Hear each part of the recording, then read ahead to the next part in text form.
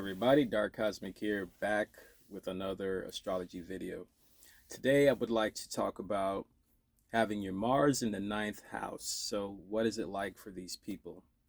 Mars, let's talk about Mars first.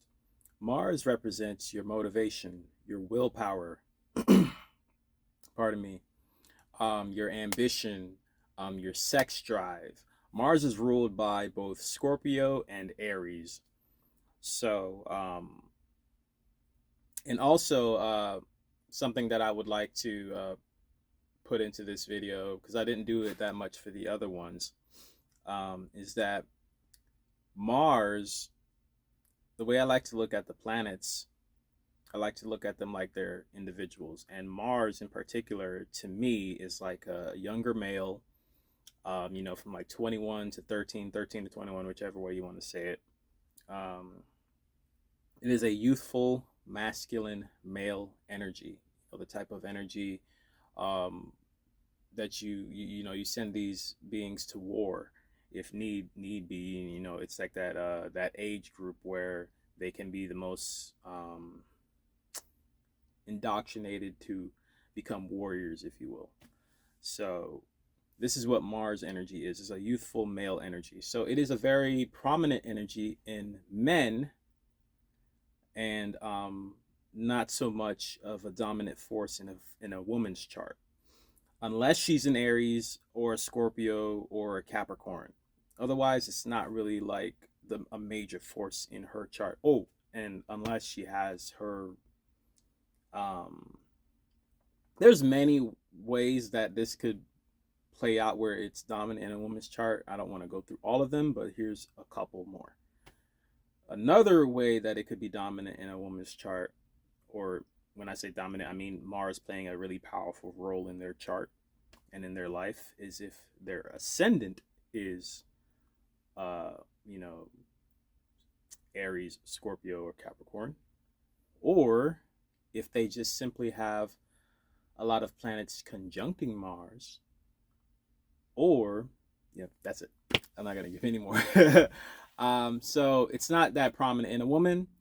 Mars tends to take a back seat for the most part. It's not her. She's not really tapping into her masculine energy to the degree that a male would. So in a woman, her dominant force would be more of her Venus, and her moon. So let's go back to Mars. So, like I said, I like to look at these planets. I don't know if I said that already, but I like to look at these planets as individuals, all right? And Mars is like a younger masculine male. And we're going to take Mars and we're going to put him in the ninth house. And the ninth house is like, just imagine a world. You're thrusting Mars, this planet, this person, into a world where there's philosophy, wisdom. It's like a major library that stretches, a library the size of a continent, maybe, where there's infinite wisdom, infinite knowledge in this library, from the highest of the high to the lowest of the low type of information. Or if not, if you don't want to use that as an example, you can use, you're taking Mars and you're putting Mars on kind of like a travel circuit where they're traveling from every country and going to each and every major library to learn all the wisdom and philosophy from there. And so it's equating travel in there, as well as wisdom and philosophy and higher learning.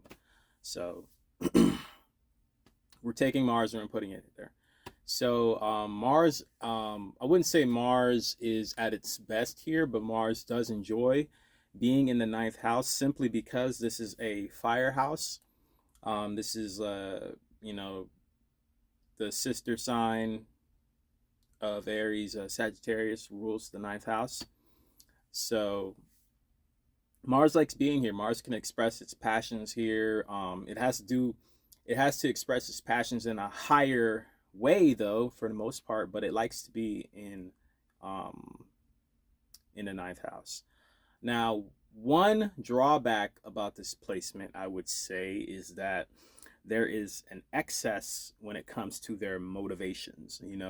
It's like these people are oftentimes motivated to be excessive, motivated to overdo things, motivated to go over the top and above and beyond when the situation called for a little more grace. So and this is very similar to having Mars in Sagittarius. These people, like, let's say if they did a crime, instead of this is the type of person that if they did a crime, right, and it was a murder, instead of saying, oh, they stabbed them and the person died, this person, when they go to court, the judge is going to be like, why did you stab them 50 times? They were already dead. It's excessive force. So this Mars has, and the reason why I went there, I don't know, I guess I have a moon in the eighth house, so my mind tends to go in the dark territory a lot. So you're just going to have to hang with me for a sec with that. But so this is a Mars that produces excess, excess when it comes to their motivation. These people can be extremely motivated, overly motivated to some, and just like kind of like, yo, chill out, like this is the type of Mars where they might encounter that with a lot of people kind of looking at them like, yo, you need to chill out. Like, it's not that serious. Like, why is your motivation so passionate right now? Why is it so over the top? So what else can I say about this placement? These people are very motivated to you know gain wisdom and gain different types of wisdoms from different cultures and different types of philosophies. They're very motivated to see things at a higher vantage point. And it might go to excessive lengths in order to get that. Now, on the lower end of this, these people might be extremely motivated to be preachy about what they believe to be wisdom, but it might not be wisdom at all. It might just be stuff that their grandparents told them, outdated shit that they think is higher learning but really isn't, or religious things that they think is higher learning but it's really cult type learning. It's contained. So it just depends. On a higher octave, these people are like, really motivated to spread truth, period, regardless of any. They have nothing that is kind of like in their way of telling you the truth. They're not really like biased. They're just telling you the truth, saying it like it is. That's like the higher octave, and they're really motivated to bring that type of truth to you. So, and they can be seen as people that are extremely happy all the time, but it's an extreme energy because this is the Jupiter house as well. So it's a big house. This is a big planet, big energy. So they can, they have extreme sadness, extreme anger, extreme happiness. So these people may come off as very extreme to other people in terms of their motivations. Um, so let me see, what else can I talk. I was gonna segue. Oh yeah. Let's discuss the sexual aspect to this placement. So sexually speaking, these people, yeah, they can be extreme sex addicts with this placement because, and they might be the type of sex addict that likes variety. They don't like to, they really don't like to have, sex with the same person over and over again. They prefer to spread their seeds, far and wide, and get a little bit of this person, a little bit of that culture, a little bit of this culture. This might be the type of person, if they are not on the higher octave, and because they're not on a higher octave, they probably was on the excess the excessive side of this placement. They chose to have many kids from different cultures, and they looked at it like, oh yeah, I'm doing a great job, I'm still a great parent, whatever. But it's like, you have so many, unless you have all those women under one roof, you know. Or if you're a woman, unless you have all those dudes under one roof, you just created a bunch of broken homes, you know. So um and if that's not the case, they might just be very they might just, when it comes to sex, they might, really want to, they they approach sex in a very philosophical way, and they want to, they can be with one partner but want to experience every single position possible with this partner. And not just that, they like learning about what makes this position good, the philosophy behind it. It might even create some kind of spiritual mumbo jumbo as to what makes that position so good. It connects, like when we sit in this position, it connects me to the gods. And then, like whatever, as silly as that may sound, they add a lot of sauce, a lot of excessive energy to the sex department, so but you're guaranteed to have a great time with these people in the bed. All right, so let's go to the men. So men with this placement in their youth, they were probably the type of men that, was always, they were, their motivations kind of, to some people, they probably didn't seem like they were always serious type people, motivation wise. Like, you're always joking, like your motivations seem to be rooted in childish, because the ninth house is also like the house of joy and happiness, laughter, and all that. So they, they're probably perceived as jokesters, or they can't be taken seriously, and jokesters and extremists. So it's like, not only are you a jokester, you go too far. Like, like somebody stepped on your shoe, you stab them. You're like, whoa, bro. Like, or somebody stepped on your shoe, you're knocking on their door at 3 a.m. threatening of their life. It's like, you going way too far, bro. Like that. These examples are extreme, but it fits the bill here, in my opinion. You might not be that extreme. If you this is your placement, you might not be that extreme, but you might, there might be other ways in which you are extreme with this placement that you can find, and you're gonna just take it, everything I'm saying, with a grain of salt. It's not going to be, these examples aren't going to be perfectly to the T who you are. But I'm pretty sure with this placement, your motivations, as and I guess I'm going to go back to the masculine aspect of it and how it affects men. But with this placement, there's been a lot of extreme outbursts due to your passions and your motivations. So, okay, so men with displacement, as you know they they were also probably in their youth very motivated to learn a lot of things, motivated to gain a lot of wisdom. They probably were the type to, hang around their pastor a lot, or if not hang around their pastor, any type of religious leader or religious figure. This is what motivated them in life. They probably carried around a Bible a lot, or if not, they carried around any type of thing that was spiritually based or higher learning. They carried that around, and that's what kept them motivated. They, reading the text every day kept them, motivated. So, um, these men, I would say, in their youth, they probably had a lot of issues controlling their anger and their temper. But this information that I said about the men, to be honest, it really applies to the women as well. Um, but it's just a lot more prominent in the men with this position. So it's like, if I had like maybe 9 out of 10 men might experience, or okay, let's be a little more realistic, maybe 7 out of 10 men. And then with women, maybe 5 out of 10 of the women experience this really extreme energy. Um, so women with displacement, everything that I said about the men, but it's probably a lot more diluted, a lot less intense, because men are in their youth, they really tap into their Mars energy. It's their testosterone, their sex drive. It's a lot of that stuff is really deeply rooted in them in their youth.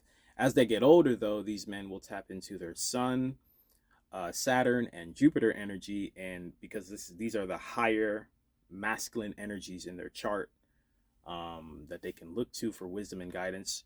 The good thing about this placement, though, is for these men, because they have it in the ninth house and it rules wisdom as well, they probably will have gone through so much in their youth that they become basically like an old man, mentally speaking, and like an old man when it comes to their motivations. And they begin to have a lot more wise, their motivations are deeply rooted more in wisdom now because of the many experiences that they've had, you know.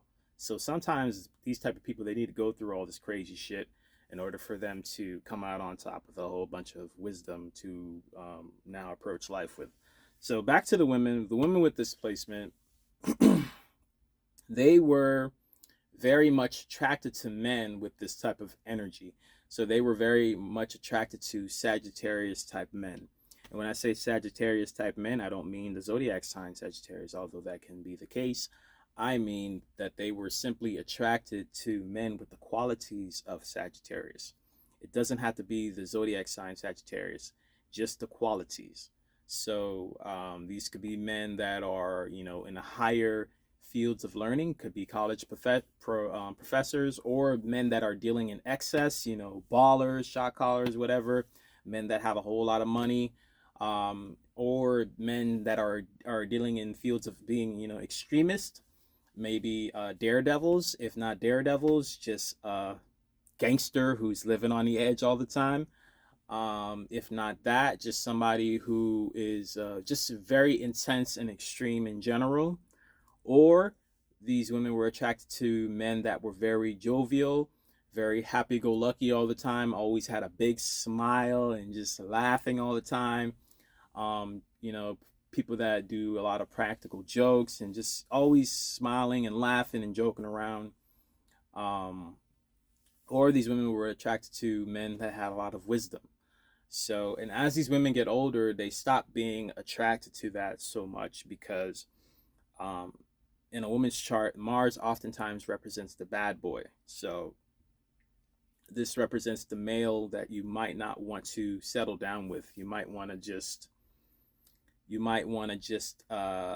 taste, do a little taste test and be like, all right, I had my fun, time to move on.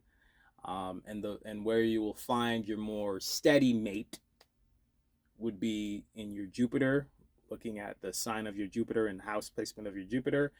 Your sun, just a little bit of your sun energy, add that to the mix, and looking at your Saturn, add that to the mix, stir it in a pot, and then that would be the male that would be best suited for you. Not so much your Mars. Your Mars is what's going to stimulate you for the most part, but it's not a very long lasting energy. It is simply stimulation. So it would be great if the man you seek has that because they would constantly stimulate you. But if you solely go after that Mars energy, solely go after the stimulation, then you're bound to be let down because this is a very fast moving, abrasive, aggressive, and just, it's like Mars generally doesn't have great outcomes. It's not a planet that it doesn't give you gifts. For the most part, Mars comes here to fight. It's passionate, it's action oriented, but it's not always a planet that gives you things. Planet that gives you things is Jupiter gives you things. It brings you luck. Saturn gives you things. It gives you things through hard work. So that's why I'm saying for these women to look towards those planets and mix those energies together to find the type of male that they would, that they needed in their life, rather than Mars, because Mars is a very quick energy. It's like great sex, but this guy, everything else, horrible. So now if these women choose to stick with these guys, good for them. You might find maybe they're with a higher octave version of this placement of these type of men, where these men are more wisdom based and they're not extremists, they're not gangsters, they're not just daredevils that have daredevils that just every day risking their lives or whatever. So I'm not saying every case that if these women deal with these type of men, I'm not saying that in every scenario, in every case, that these women will run into like a negative situation. It's just a warning that you are highly likely to run into a negative situation if you chase after this Mars energy. This is the bad boy. This is the youthful male. This is not the elder male with wisdom. This is the youthful male, and it is going to tend to play out a lot like that if you chase this energy. Feel free to chase it though. I personally don't care. I'm just letting you know the information. So, I guess I'll wrap this video up with combining both the male and females, and so I'm talking about both of you guys now. Generally speaking, these people, they can be looked at like behind their backs. A lot of people probably whisper and say that person's kind of crazy, like they just go way too far. They go way too far. So you guys can be perceived like that, and your motivations, because they're so big, oftentimes people can see your motivations from a distance, from a mile away. This is not a sign or the house in which you can hide your motivations very well. Like if you are a salesman and you're trying to do people dirty and you have this placement, oftentimes people they can see that you're trying to do them dirty, because this is the house after the eighth house. The eighth house is the Scorpio house of secrecy. This is like the house of being goal oriented. It's about expansion. It's out there. It's big. So your motivations aren't very well hidden here. So a lot of times, people will kind of have you figured out. So be careful with that. Be careful with that. Now that you know that your motivations are on display, they're very big and grand. The energy that you carry, that motivation you carry, it's very big and grand. It's very easily seen. It's in a fiery house, so there's a light on it too. So yeah, these people, their motivations are easily seen, and that might trip them up in life if they think that they can get over on people. Just know that you probably should stay away from that type of lifestyle and just work with the higher octave of this energy, and just you utilize your motivations for wisdom and being goal oriented, because Sagittarius, which rules this house, it's goal oriented. It's goal oriented. It's about pointing an arrow at a target, aiming and hitting the target. So it's up to you. I hope you guys enjoy this video. One love.